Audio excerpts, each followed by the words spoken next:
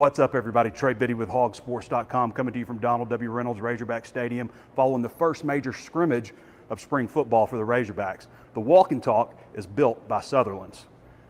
Bet you didn't know they're big Razorback people. Bo Sutherland reached out to me last year about doing something, and certainly appreciate having them, and we'll talk about them a little bit later. But first I wanted to get to what we got going on out here. 140 plays today on this field. They just painted it the other day.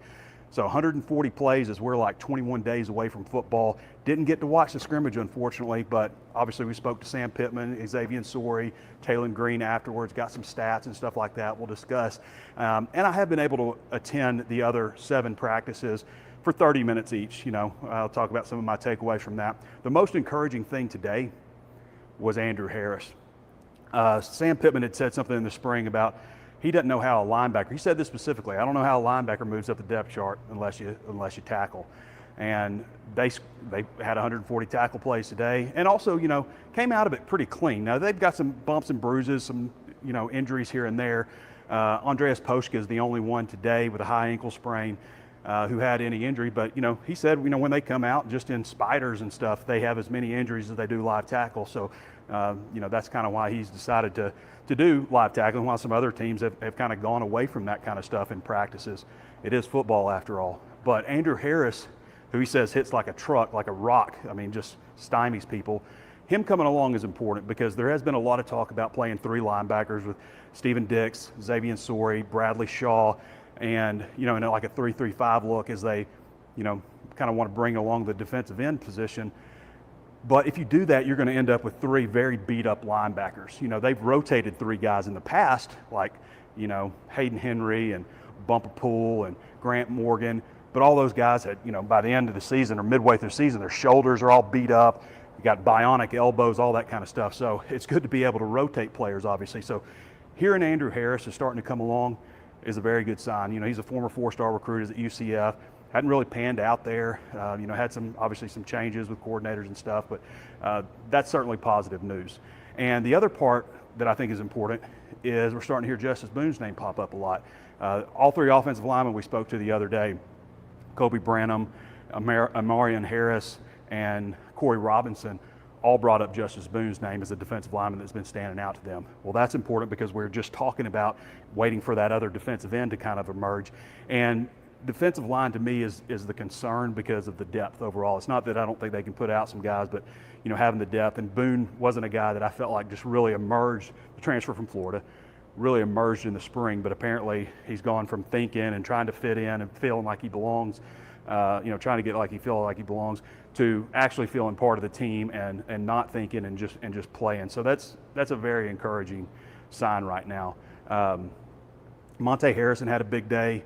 Mike Washington is a guy, people, that I've said this numerous times, but by the time Arkansas plays week 3, the morning after Ole Miss, I feel like the casual Razorback fan may not have an idea who Mike Washington is, but they're all going to know. Every Razorback fan will know who Mike Washington is.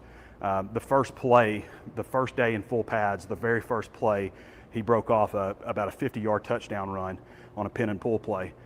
Today, he had a 62-yard touchdown catch and finished it off with a 4-yard touchdown run. He had a 40-yard touchdown run against the twos. Mostly they were doing 1s versus 2s, 2s versus 1s, and I guess 3s and 3s today. So, take that for what it's worth. But to me, like Mike Washington, I don't know if I play him any more contact stuff. They're very pleased with him. When you look at his offseason numbers, a 335 bench, 500 plus 550 squat or so, 38.5-inch vertical, 10-11 broad jump, and ran 22.3 miles an hour, which is tied with Miguel Mitchell for the second fastest on the team behind C.J. Brown. So he's got a lot of speed.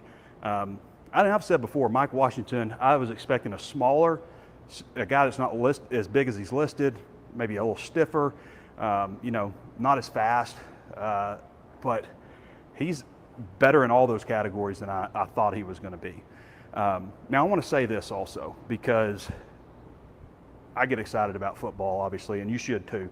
You should allow yourself to get excited and let them rip your hearts out. I mean, that's just part of the human experience, right? Like people say, I don't want to get hurt again. Well, get hurt. If they stink, then they stink, whatever.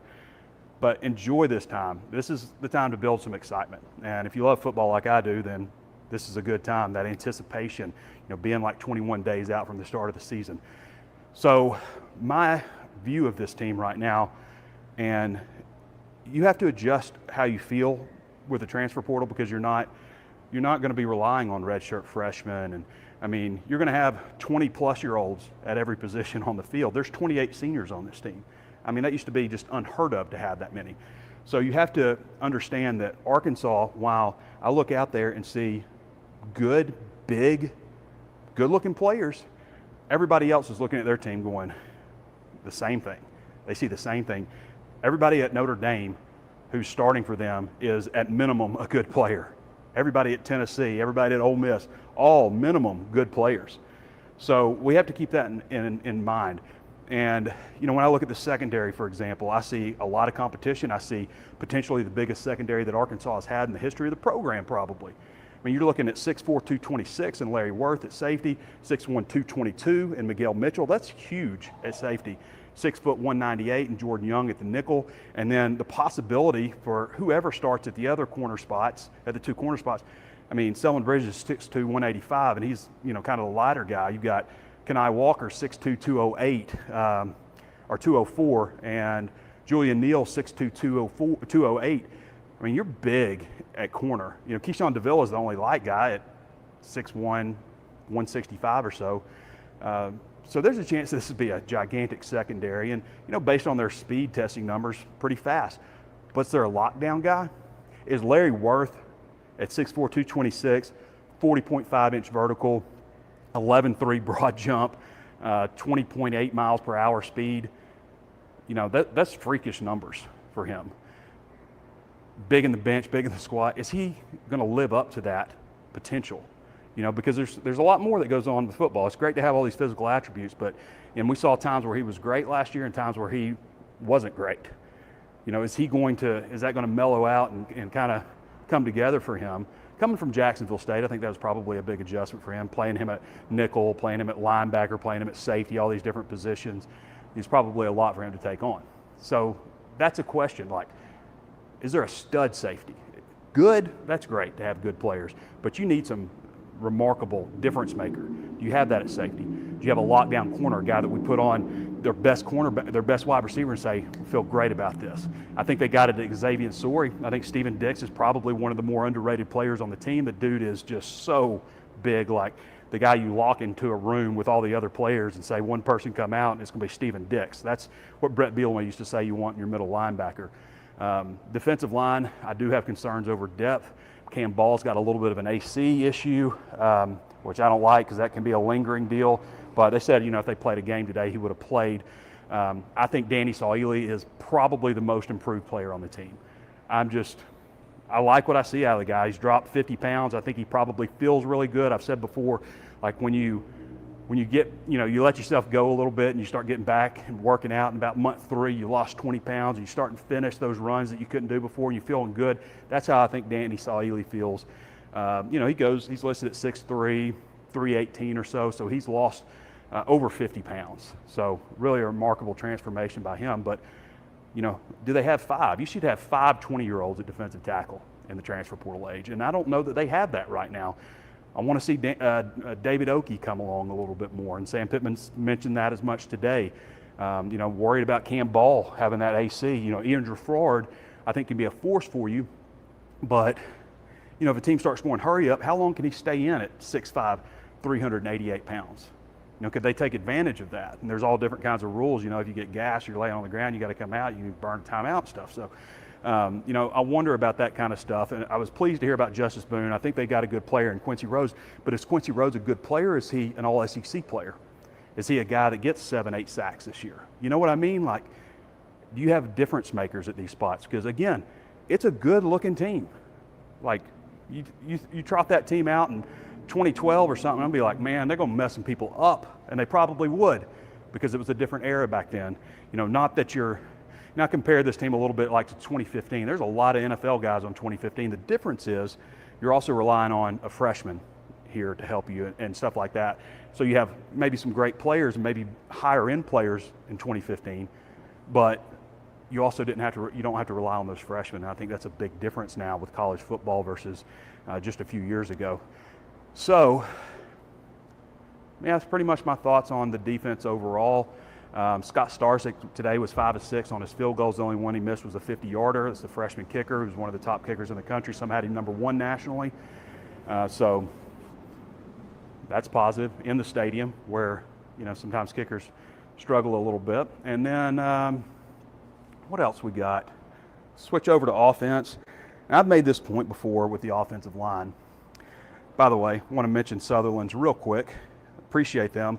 Bo Sutherland reached out to me last year about doing some big Razorback person. I don't know if you knew that, but he is. So they got Razorbacks in their family at Sutherlands. They were located in Huntsville. They're located in Hot Springs, Stuttgart, Fort Smith. Off the top of my head, that's what I know. But they've got all of your lumber, your home and garden stuff, grills, all that kind of stuff. Like I said, everything but that cold beer you want to have after you're looking out, you mowed the grass, and you're proud of the way it looks and you want that beer, so you might have to go somewhere else. But they got everything else you could imagine that you'd need at Sutherland. So go check them out. Understand that they're Razorback people, based out of Kansas City, but they got Cardinal running through their veins. So certainly appreciate them for sponsoring the Walk and Talk and allowing us to do some of the stuff and the travel and stuff that we're able to do this year. Go check our friends out at Sutherland's. And the stadium looks nice. I've said before, it doesn't deserve what it's got. There's been a lot of people posting stuff and saying stuff about poor Trey Biddy. I mean, it's all of us though, right? I feel like I'm channeling everybody that's a Razorback fan. The people that tell me that they feel like this is therapy. I'm not a licensed therapist, but sometimes it's therapy for me, just kind of getting things off my chest. So I appreciate everybody watching the Walk and Talk and supporting what we do and supporting our sponsors as well. So offense, I've made this point before with the offensive line that they took their best offensive lineman in Fernando Carmona and moved him inside to guard, which they feel is his more natural position. So that to me tells me they're going to be better at left guard. They're bringing in a guy, in Corey Robinson, they brought in a guy who they think can play left tackle better. He was the number 1 pass graded offensive lineman in the country among Power 4 schools last year at Georgia Tech. He's obviously step up in competition in the SEC this year, so I don't know if that'll continue, but they think he'll be a better left tackle than they had in Carmona last year. That's notable. I'll say this too, Caden Kittler, the first guy that played center last year, which I thought was a big hole for this offense last season, so I think they'll be better there.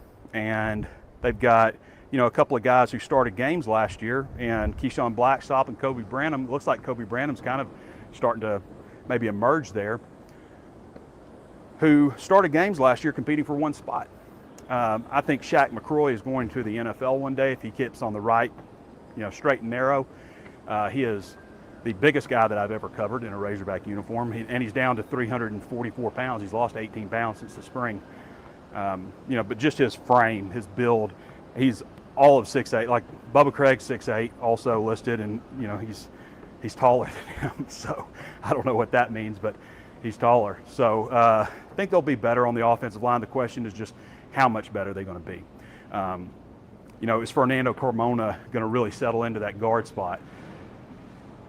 Taylor Green, I think as much as anything, him being in year 2 of Bobby Petrino's offense, a narrative that's been just like really over-discussed, him being in year 2, I think just as important is him having a better offensive line. I think that's just as important. Because I don't know that he has like that go-to receiver, although I've been impressed with Omega Blake. Monte Harrison had some big catches today. I think he had a 60-yarder and like a 40-yarder today. And for him, like knocking the dust off last year, knocking the rust off, I guess, I think that was big for him, just like having a year under his belt, being back in football, about to turn 30 years old. But Omega Blake, Raylan Sharp, to me, are like your guys. And then it's kind of, we're talking C.J. Brown, Monte Harrison, Andy Jean maybe, Jalen Brown, the transfer from Florida State. Like, I think that's probably the next guys that we're talking about. And then, of course, Cam Shanks is going to play a lot. Him and Raylan Sharp could be on the field a decent bit in certain packages also. But is there a star? Is there a 78 catch, 1,100 yard guy like Andrew Armstrong on this team? That's the question. And what about the next guy? Is Raylan Sharp like a difference maker? Or is he just all right? You know, I like his focus. He's not very big, but man, he seems just like blinders on when we talk to him. So those are my questions, you know. It's, again, that same idea. Good players, sure, you got to be good in this conference to start, and everybody's got them, but are they great? And then there's other aspects of it. Penalties, turnovers, special teams, in-game decisions. When you cross that 50-yard line, you're going to make the right choice, whether to punt, kick a field goal, or go for it if you're in that situation. Like, those are the types of things, and some of the reasons that Arkansas has lost so many close games under Sam Pittman. Making those right decisions, utilizing your timeouts properly, being aggressive when you should be, and, you know, just knowing how to manage a game properly. That's some of the stuff that's held Arkansas back. Being careless with the football. Well, we can talk about all this personnel stuff, but if you're not protecting the football and you're not winning the turnover battle, you're probably not going to have a really good football team. You're probably not going to have a chance to have one. People have asked me, do I think Arkansas is going to win, you know, how many games, 5, 6, 7, whatever? Well, they've only won 5 games one time since they've been in the SEC. That was 2008. So all this stuff about, you know, Sam Pittman's a 5-win coach, maybe, I don't know if you average it, but they don't win 5 games very often. It's usually, you know, more or less, obviously. But I kind of think they're either going to win 4 games or they're going to win 8 games. I mean, things could go bad at the beginning of the season, or they could go great. You know, you like Ole Miss. How are you not up for Ole Miss? Like, that should be the game that is circled on their calendar above anything else. Like Arkansas State has Arkansas circled, they should have Ole Miss circled, where they have taken Patrick Kutas from you and, you know, took Pooh Paul from you last year, took Jalen Braxton, Luke Haas. All those guys went to Oxford on you. You know, guys that they would have liked to have come back. They're guys that were processed out, or they were fine letting them walk, but not those guys. You know what I mean? Like, Ole Miss will have a new quarterback. Like, you go down to Oxford and win that game, okay, maybe they have something. You start getting that belief, that buy-in. Coach knows what he's talking about. You got 50-something new players on this team. Coach knows what he's talking about. We're behind him versus these guys don't know what they're doing. I don't like the plays they're calling. You know, we just, you know, start pointing fingers, negative toxicity, and then things just kind of go downhill if you have a bad start. Okay? So, bad start, 4 wins, good start, maybe 8. I generally don't know if I see anything in between. And that may sound weird to people, but that's how I see it. Back to a wide receiver. I think I pretty much covered everything wide receiver. I think Rohan Jones will be another guy that a lot of people in Arkansas don't know about right now, who they will know about. Sans Pure, French-speaking guy. I think that's the Sutherlands logo, by the way, or motto, by the way, family motto, without fear, French. So Rohan Jones is a good-looking tight end. Jaden Platt starting to come on. Looks like he's transformed his body a bit, maybe lost some body fat, added some muscle. 6'5", 265, got a lot of upside. He was the number 4 ranked tight end prospect in the country when he signed with Texas A&M. Was once committed to Stanford. That's how the connection with Morgan Turner, the tight ends coach. But and played under Bobby Petrino in 2023 at Texas A&M. So he's got a lot of potential. I mean, he was higher rated in the same recruiting class than Luke Haas was, believe it or not. So he's a guy to watch. But Rohan Jones, I think, can be a real weapon for them. Again, another guy that really puts up ridiculous, not massive like 6'3", 244, but I bet his bench squat 40, well, they're catapult speed testing, broad jump, high jump. I bet his numbers are all better than Luke Haas. I bet Luke Haas doesn't touch those numbers. Not that I'm saying Luke Haas isn't a better tight end, because he, you know, probably is, you know, based on what we've seen, I guess. But I'm just saying, like, you know, there's reasons to be encouraged, I think, about Rohan Jones. I just wonder about the overall depth at tight end also. And running back, Mike Washington looks like he's going to be a stud, incredible. I mean, he put up ridiculous summer testing numbers. He put up, he won, like, they have contests, and he had the most wins during the offseason, most points accumulated out of any player on the entire team, because he's got that competitive edge about him. Sam Pittman says he just feels like he could just run all day and never stop. I like that. But is he a 700-yard back? Or is he a 1,200-yard back? You know, like, sure, he's good. I'm sure he's fast and good. There's just a lot of that. Are you a difference maker? You know, that's where it's going to count. And quarterback, Taylor Green can be a difference maker. I've said this before, even before people were talking about it left and right. People don't know how beat up he was last year with that knee. He just was not able to take off the same. If he stays healthy and can be that threat continued in the running game, with what he should be improved as a passer and just an understanding and management of the offense, he could have a really good year. Got to start strong though. That's the biggest thing. I mean, the schedule isn't like Missouri where they open up with 6 straight home games. When Texas A&M comes to Fayetteville on October 18th, Texas A&M will have already played 3 SEC games. That will be their first road game in conference play. It will be Arkansas's first home conference game. 4th game of the season for Texas A&M in conference, first road game. What does Arkansas play? Tennessee, was that Arkansas's 3rd, I guess? Play Tennessee and Ole Miss, and then Texas A&M, is that right? I'm not sure exactly, but I've had this backpack, by the way. Whoever made this Swiss backpack or something, they should do a sponsorship deal with me. I've had this thing for, I bet, 15 years, and there's not a scratch on it, not a thread loose. I've bought several backpacks since then because I thought I needed one, and I just end up going back to this one.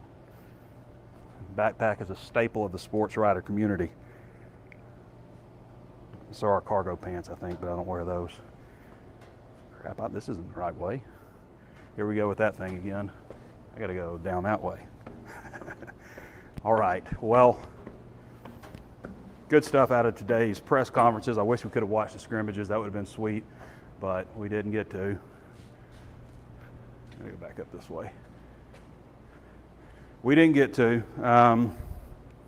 Punter, Devin Bales, solid. Devin Bales is a solid, steady punter for him. Ashton No, having their deep snapper back is good. The pitfalls and the problems with this program right now, those questions about managing a game in the crucial moments, what happens when you're in the critical area, or just when you pass the 50-yard line, you're going to make the right decision, kick it, go for it, all those types of things. And use of timeouts, just decision making and taking care of the football. Like that Missouri game last year is a prime example of the problems they had last year, because it was so icy, it was so hard to maneuver. It was just basically the game was going to come out to who had the fewest penalties and who didn't turn the ball over. And that was it. That was going to decide the game, regardless of almost everything else that happened. And Arkansas was the team that turned the ball over and had penalties, and they lost. Stuff like that's what's going to cost you. They've got some decent personnel out there. They have potential. If they find a stud at corner, safety, I think they got it at linebacker. If Quincy Rose is a dude at end, if they find some answers as far as depth on the defensive line, which, I mean, there's a lot of older guys that I didn't even mention, like Philip Lee, he's a senior. Frank Mulipola is a senior. Ken Talley is a veteran guy. Charlie Collins should be coming up and coming along now as a second-year guy who was very highly recruited. So there's some possibilities if they get that together on the defensive line, then there's a chance, And if some of those guys are studs, I do think, how much are they improved on the offensive line? I just know that they're better. I don't know that they are great. I don't know that they're even good. I know that they are going to be above average, I think. I think they were slightly below average overall, especially maybe towards the end of the season. Maybe they were really bad early, but below average offensive line last year. And this year, I do feel like they're going to be above average, just how much. And then this schedule, man, it's just such a challenge. That to me that's going to be a huge undertaking, is this schedule. All right, everybody, appreciate you joining me here. We're going to wrap it up, but thanks to Sutherlands for sponsoring the segment. They'll be doing that all year. Really appreciate them, and appreciate all of you guys for watching the Walk and Talk and everything we do. This is obviously an extended one, 24 minutes, but there was a lot to cover. Thanks for joining me, everybody. This has been Trey Biddy with HawgSports.com, built by Sutherlands. We'll catch you next time.